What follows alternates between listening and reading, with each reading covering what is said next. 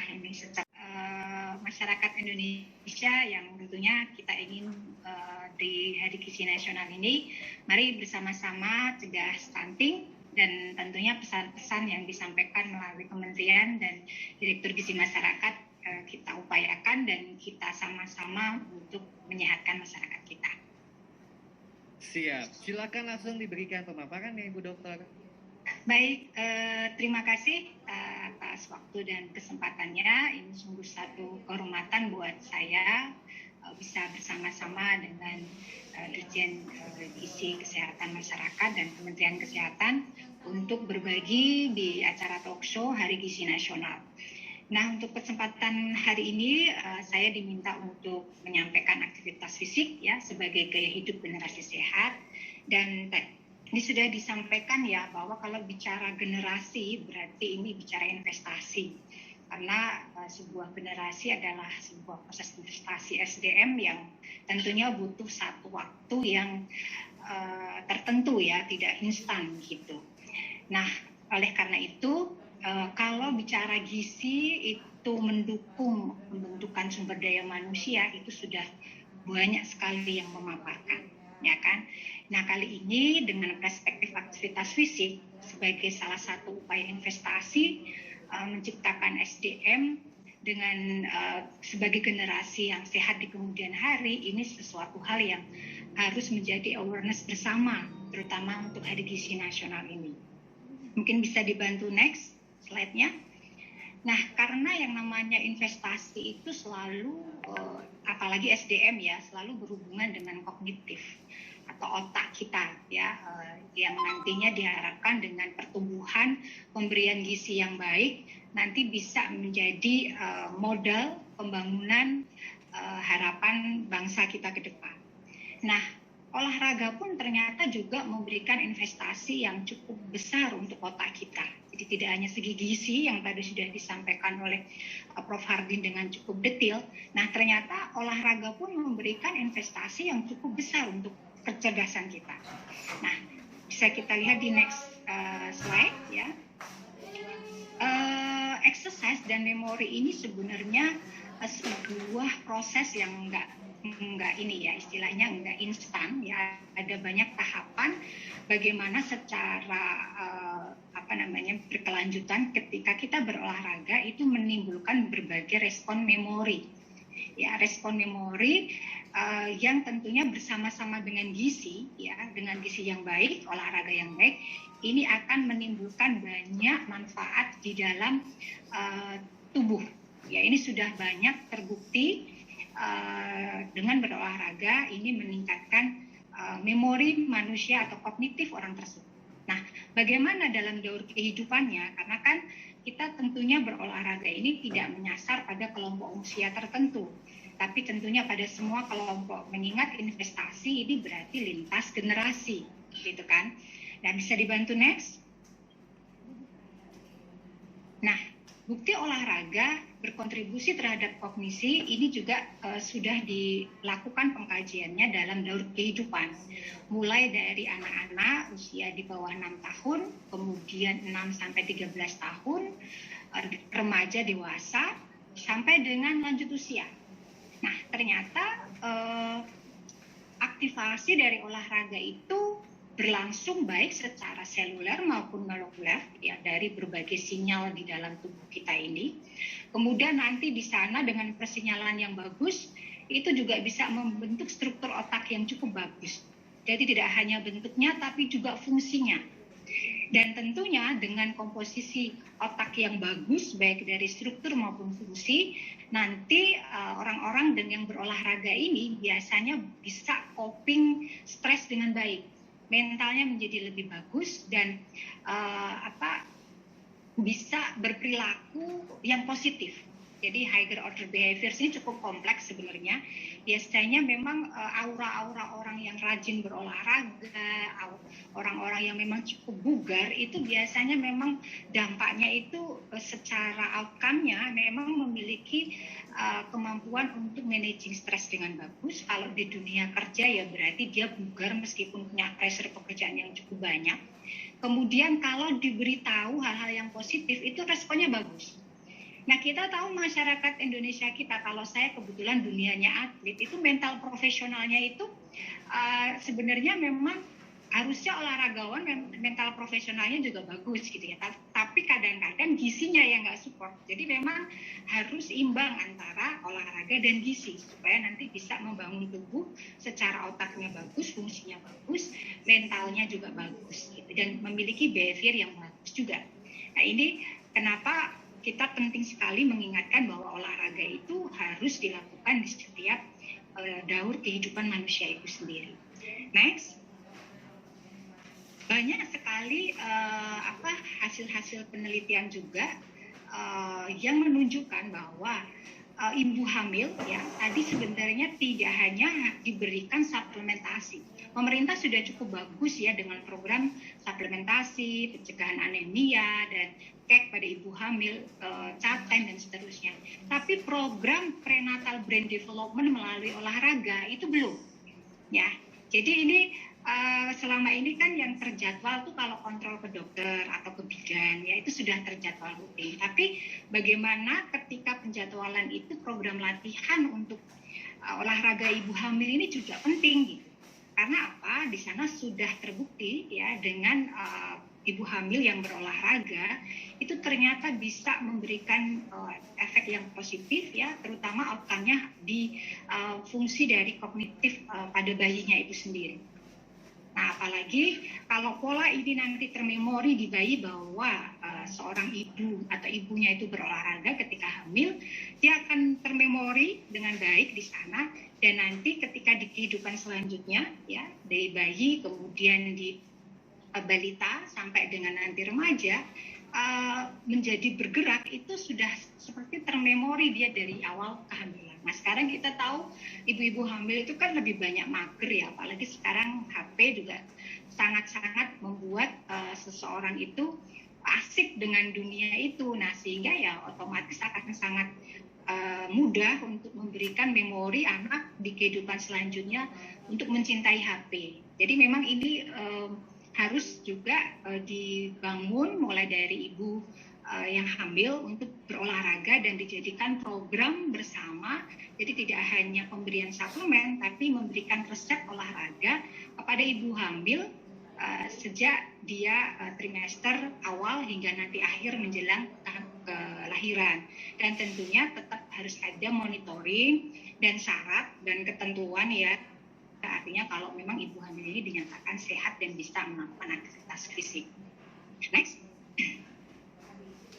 Kajian-kajian lain juga olahraga yang dilakukan saat hamil tadi selain yang saya sampaikan memang banyak yang sudah melakukan studi cohort ya bagaimana dampaknya ketika ibu hamil ini berolahraga dengan kinerja akademik pada masa bayi dan remaja, dan ternyata itu cukup kuat hubungannya.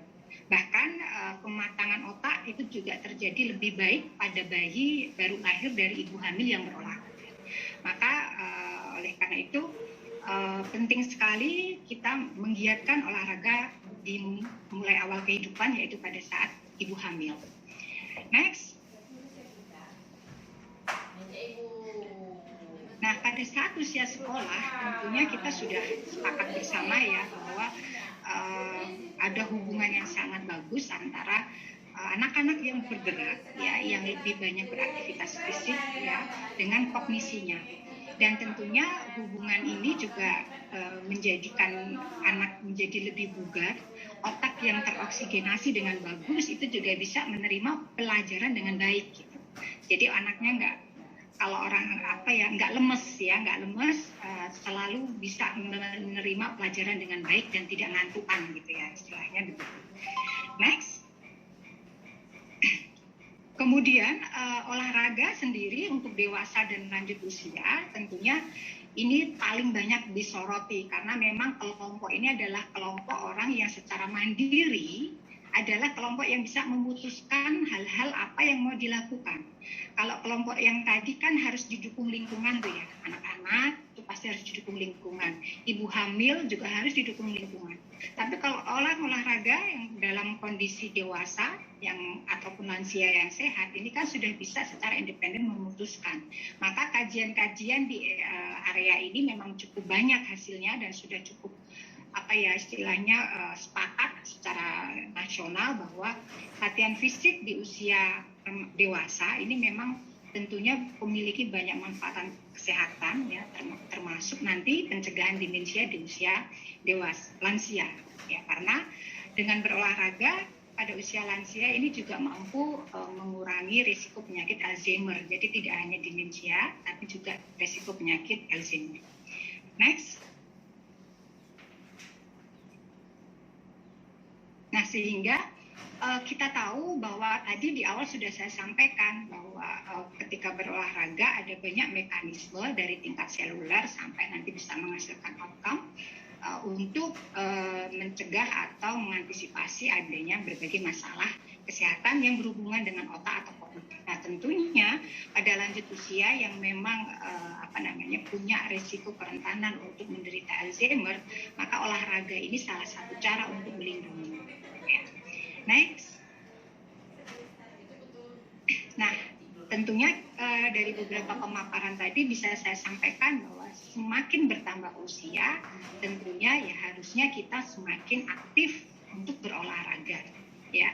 Nah, tetapi kadang-kadang antara active lifestyle dengan regular exercise ini suka dicampur aduk. Artinya gini, orang merasa sudah bergerak karena bersih-bersih rumah. Itu sebenarnya active lifestyle.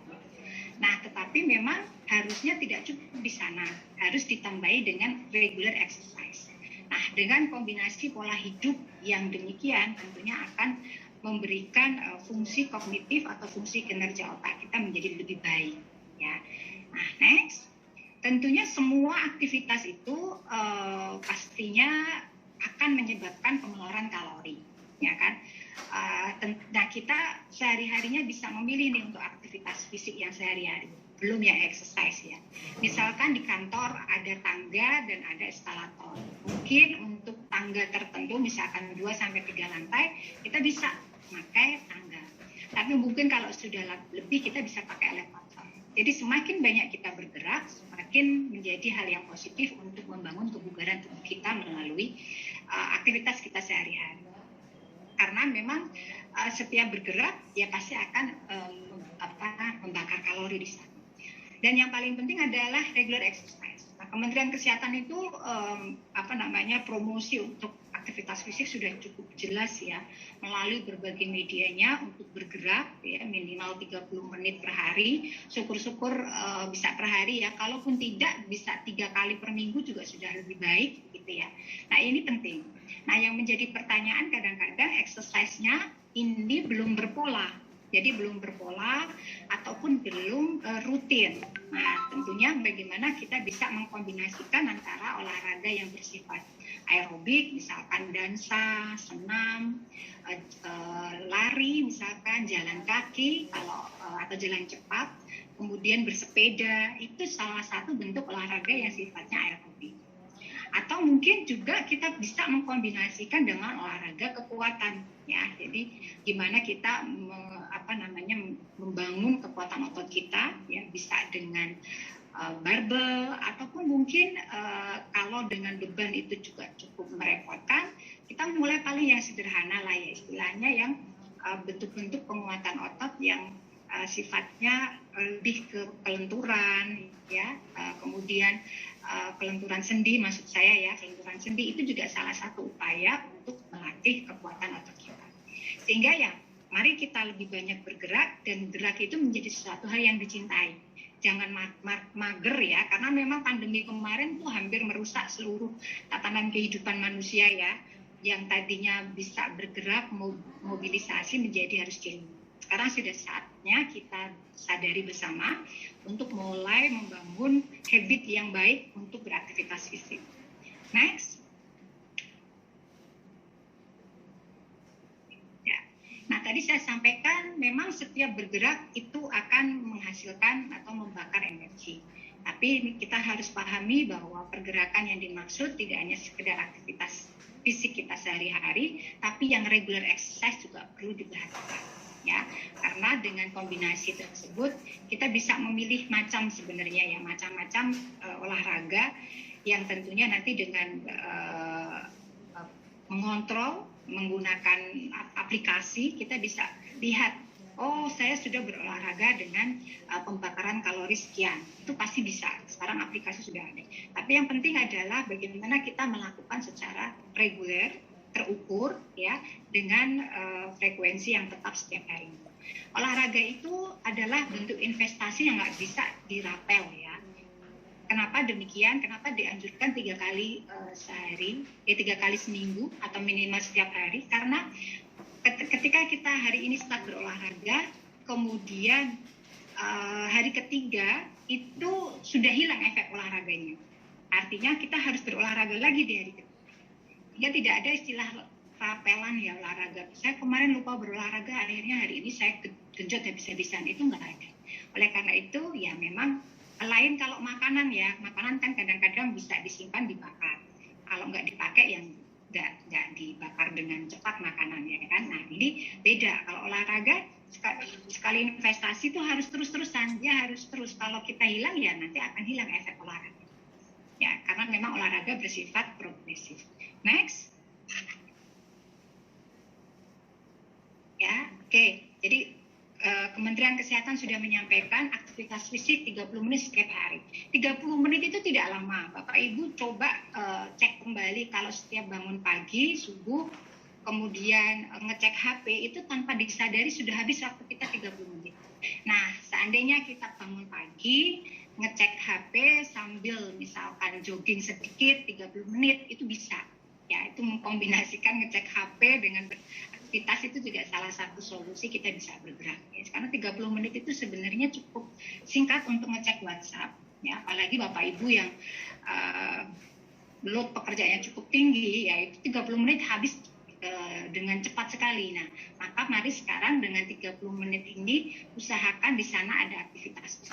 Monggo mana saja yang bisa dilakukan, yang penting nyaman, disukai, dan tidak membuat kebosanan atau malah memberikan pressure yang tidak baik pada fisik. Jadi kadang semua orang belum tentu disarankan lari, karena mungkin ada masalah dengan kakinya, tapi lebih bagus melakukan sepeda. Nah, nanti ini yang bisa merasakan diri kita sendiri, mana yang paling cocok olahraga yang mau kita lakukan.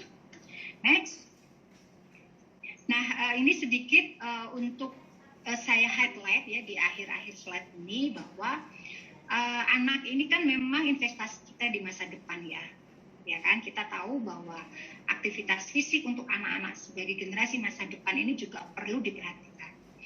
Kurikulum pendidikan sekolah dasar itu memang sudah memberikan physical activity untuk anak ya kan, tetapi yang paling penting adalah bagaimana membangun budaya bergerak di level anak-anak ini.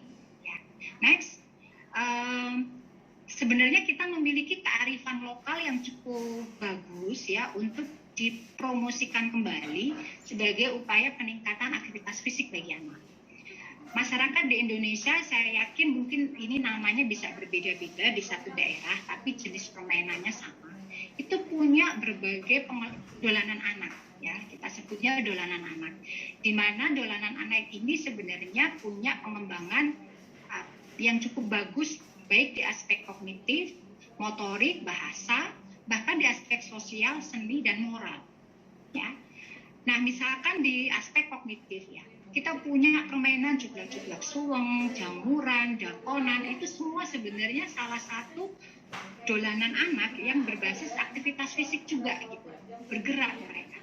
Tapi ternyata selain bergerak, di situ ada banyak hal yang diajarkan. Kemampuan anak-anak untuk melakukan interaksi sosial, berbahasa, itu juga muncul di dolanan anak ini. Gitu ya. Next. Nah sayangnya memang berbagai permainan pengembangan ini yang ada ya, seperti kalau misalkan ini untuk kemampuan bahasa ini banyak sekali. Ada kalau di Jawa itu ada anca-anca alis, jaranan, ini mungkin di tempat lain ada juga, cuma mungkin bahasanya berbeda. Ini kan mereka bermain sambil bernyanyi.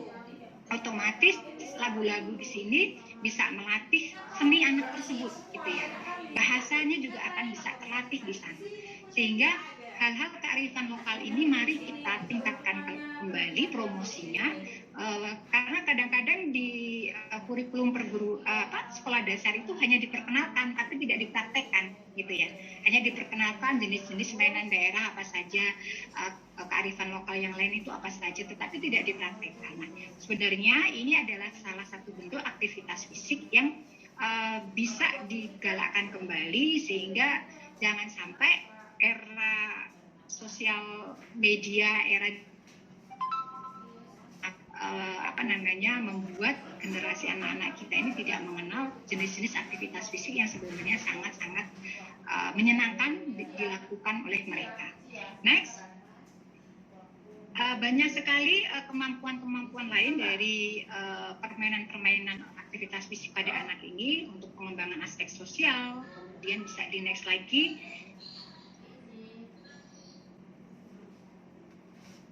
Bisa dibantu next lagi ya. Untuk aktivitas seni dan kreativitas ya, ini saya sebutkan semua, nanti mungkin kita bisa pelajari untuk di masing-masing daerah mungkin punya nama yang berbeda-beda ya. Next lagi mungkin kita ke yang fokusnya pada ini aspek moral ya. Next lagi aspek fisik motorik. Nah ini yang sebenarnya sangat bisa diukur kajian riset selanjutnya ya, pengembangan riset selanjutnya. Sebenarnya kalau anak melakukan gobak sodor, anak melakukan olahraga bentik, kucing-kucingan, ular naga, pemain engklek misalkan, ini habis berapa kalori sih sebenarnya. Nah ini belum pernah ada yang mengangkat gitu ya. Nah sehingga kalau ini kita bisa angkat, dijadikan satu hal yang dibiasakan di anak-anak, maka setidaknya kita yakin bahwa jenis-jenis permainan pengembangan aspek fisik dan motorik ini ternyata mampu menjadi salah satu upaya untuk meningkatkan generasi kita di kemudian hari itu yang sehat dan bugar melalui permainan tradisional yang memang suatu kearifan lokal dimiliki oleh bangsa kita. Next. Ya, nah karena kita tahu fisik dan motorik ini memang sebuah perkembangan yang penting di masa anak-anak, dan ini yang menjadikan tadi kalau secara fisik otomatis upaya kita mencegah stunting itu juga salah satunya dari olahraga dengan sistem saraf yang bagus, hormon yang bagus, struktur fisik yang bagus, otot-otot tubuh yang bagus melalui olahraga. Tentunya kita juga bisa membangun tubuh anak-anak kita yang tidak tidak hanya sekedar tinggi tapi juga bugar gitu ya. Kemudian dengan olahraga tadi perkembangan motoriknya juga akan menjadi lebih bagus, baik itu motorik kasarnya maupun motorik halus, dan berbagai permainan daerah tadi ya bisa sangat dikembangkan, diaktifkan kembali untuk mempengaruhi perkembangan anak-anak kita di kemudian hari. Next. Nah sehingga ini slide kita yang terakhir, sekali lagi bicara investasi, bicara generasi adalah proses dari ibu hamil dan bagaimana menjaga lingkungan anak-anak kita bisa bertumbuh dengan baik. Nah di sini saya coba sampaikan program aktivitas fisik dengan dolanan tradisional ini ternyata mampu untuk meningkatkan kualitas anak, aktivitas, untuk belajar tentang sosialisasi, kreativitas, kerjasama, dan kepercayaan diri. Jadi plusnya cukup banyak sekali. Nah sehingga saya yakin kalau kita memiliki anak-anak kita, generasi kita ke depan adalah anak-anak yang sportif, sosial, kreatif, dan kerjasama serta kepercayaan diri, ini adalah nilai-nilai SDM yang memang dibutuhkan di masa depan kita. Saya kira itu yang bisa saya sampaikan. Terima kasih. Waktu saya kembalikan ke moderator. Assalamualaikum warahmatullahi wabarakatuh. Pertama tadi tiga lintas sektor ya, saya kira untuk lintas sektor ini saya kira kita semua sudah sepakat bahwa stunting itu merupakan tanggung jawab bersama. Jadi itu yang harus sepakati dulu. Kalau sudah merasa tanggung jawab bersama, tentu keterlibatan lintas sektor menjadi hal yang sangat penting, dan itu sudah kita wujudkan sebenarnya di dalam SDGs, bahwa stunting itu bagian dari SDGs, dan dalam SDGs dinyatakan bahwa upaya untuk mencegah SDGs adalah upaya bersama. Beda dengan MDG, dulu kita punya MDG, Millennium Development Goals, sekarang Sustainable Development Goals yang merupakan tanggung jawab bersama.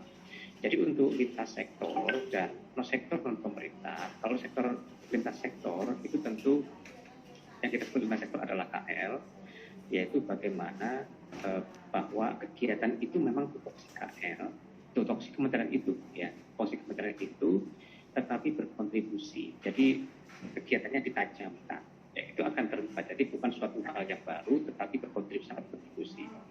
Yang kedua, untuk multi stakeholder yang non pemerintah, bagaimana supaya mereka engage, ya, tentu dengan core kompetensi mereka. Kalau perguruan tinggi tentu kompetensinya di pendampingan, di penelitian, ya. Kalau NGO, LSM, GSO itu banyak pendampingan di masyarakat. Jadi terjun langsung ke masyarakat, edukasi. Jadi kalau sesuai dengan core kompetensinya, saya kira akan diinvolve dengan baik, ya. Dan itu sudah kita berikan. Nah, pertanyaan PMP lokal, saya langsung ke PMP lokal, anggaran sangat minim. Kalau itu anggaran kan banyak, anggaran tidak hanya dari pemerintah. Pertama kan PMP itu tanggung jawab orang tua, gitu ya. Jadi sangat penting untuk memberikan pemahaman kepada orang tua bahwa permasalahan stunting itu ada dan dampaknya. Dan kita punya pengalaman, hasil studi menunjukkan ada sepertiga orang yang kaya itu balitanya stunting. Sebaliknya banyak juga, sekitar segitu juga orang yang miskin tidak stunting. Kenapa? Karena mereka mengalokasikan resources anggaran kalau tahu dampaknya. Jadi tadi advokasi sangat penting kepada seluruh penduduk, apa itu stunting, apa dampaknya bagi keluarga dan jangka maupun jangka panjang. Kalau seperti itu akan mudah. Jadi anggaran kita tidak mencari dari anggaran, tapi anggaran adalah dari rumah tangga. Tapi kalau itu terbatas, kita punya banyak anggaran. Contohnya untuk PMP, dana APBD ada, dana desa ada, dana pusat ada, PMP lokal yang tahun mulai 2022. Nah, ini yang kita harapkan nanti pemberdayaan di PMP lokal. Jadi makanan yang ada, kemudian ditingkatkan. Ya, kalau memang kita mengalami permasalahan untuk keluarga-keluarga yang kurang mampu. Tapi venue-nya, jalannya itu banyak sekali. Harus dalam keadaan bugar. Maka kami dari Asosiasi Ahli Gizi Olahraga Kebugaran, yaitu Indonesia Sport Nutritionist Association, itu akan memberikan informasi tentang tips hidup aktif. Boleh dilanjut slide-nya? Ya. Bentuk kegiatan gerakan masyarakat hidup sehat ini sesuatu yang kita ketahui bersama. Itu yang pertama adalah melakukan aktivitas fisik dan ada 6 item lainnya. Tetapi saya akan fokus untuk melakukan aktivitas fisik. Kita lihat lagi slide berikutnya. Bicara tentang aktivitas fisik, kita bicara tentang kegiatan kita sehari-hari yang di situ akan terjadi peningkatan pengeluaran energi. Sedangkan kalau kita bicara untuk tujuan kebugaran, maka kita harus melakukan latihan fisik yang terstruktur. Nah, kalau tujuannya untuk prestasi, maka kita melakukan olahraga. Nah, sesuatu yang paling mudah kita lakukan adalah aktivitas fisik. Nah, seberapa pentingnya kita melakukan aktivitas fisik ini? Mari kita lihat slide berikutnya. Nah, untuk melakukan aktivitas fisik, banyak cara, banyak strategi yang bisa kita lakukan. Bisa dilakukan di tempat kerja, bisa dilakukan di sekolah, bisa di rumah, dan bisa di komunitas. Nah, kalau di tempat kerja, sangat lazim untuk kita melakukan stretching yang juga merupakan program dari Kementerian Kesehatan. Untuk jam-jam tertentu kita melakukan stretching bersama. Dan tentu kita juga harus mengutamakan bisa melakukan aktivitas berjalan lebih banyak daripada duduk. Sedangkan di rumah kita bisa melakukan berbagai kegiatan rumah tangga, dan di sekolah juga bisa kita lakukan stretching per periode waktu, juga kita bisa lakukan kegiatan berdiri berjalan lebih banyak di saat jam istirahat sekolah. Jadi bukan hanya duduk di kelas saja. Sedangkan di komunitas, karena sekarang lagi pandemik, maka kita bisa melakukan latihan fisik ataupun aktivitas fisik bersama, namun tetap dengan prokes yang ketat. Kita lanjut lagi. Nah, sebelumnya saya akan jelaskan manfaatnya. Teman-teman dan seluruh yang hadir, ketika kita rajin untuk hidup aktif, selalu untuk hidup aktif, kita akan mendapatkan minimal 5 manfaat. Yang pertama adalah tubuh kita itu energinya selalu dalam level yang bagus. Karena tubuh kita selalu akan teroksigenisasi. Jadi kita akan mengatakan selamat tinggal kelelahan gitu ya. Dan kemudian juga akan meningkatkan fungsi alat gerak kita. Di mana persendian kita menjadi jangkauan lebih luas, kemudian otot kardio dan otot rangka juga bergerak dengan bagus. Dan tekanan-tekanan pekerjaan bisa diminimalkan dengan kita rajin aktif bergerak tadi. Kenapa demikian? Karena aktif bergerak akan menurunkan rasa stres dan kecemasan. Dan kemudian juga akan membuat tidur kita lebih berkualitas yang diperuntukkan untuk pemulihan otot, metabolisme, dan beberapa energi serta hormonal lainnya. Dan yang tidak kalah pentingnya adalah dengan rajin bergerak, jantung dan organ lain kita akan bekerja lebih efisien. Bahkan dikatakan orang-orang yang rajin bergerak itu denyut jantungnya pada saat usia 50 tahun itu baru terpakai separuh dari orang-orang yang tidak bergerak aktif. Ya, nah apa kerugiannya kalau kita tidak hidup aktif? Mari kita lihat slide berikutnya.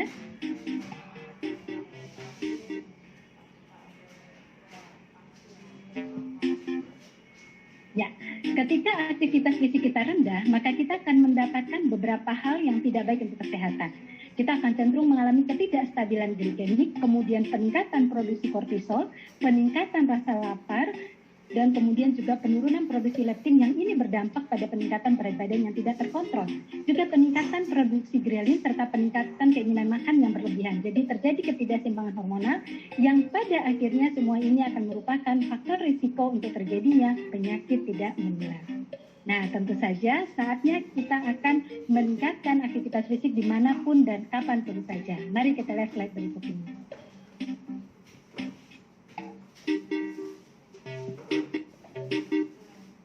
Ya, nah slide berikutnya mana? Oke, baiklah.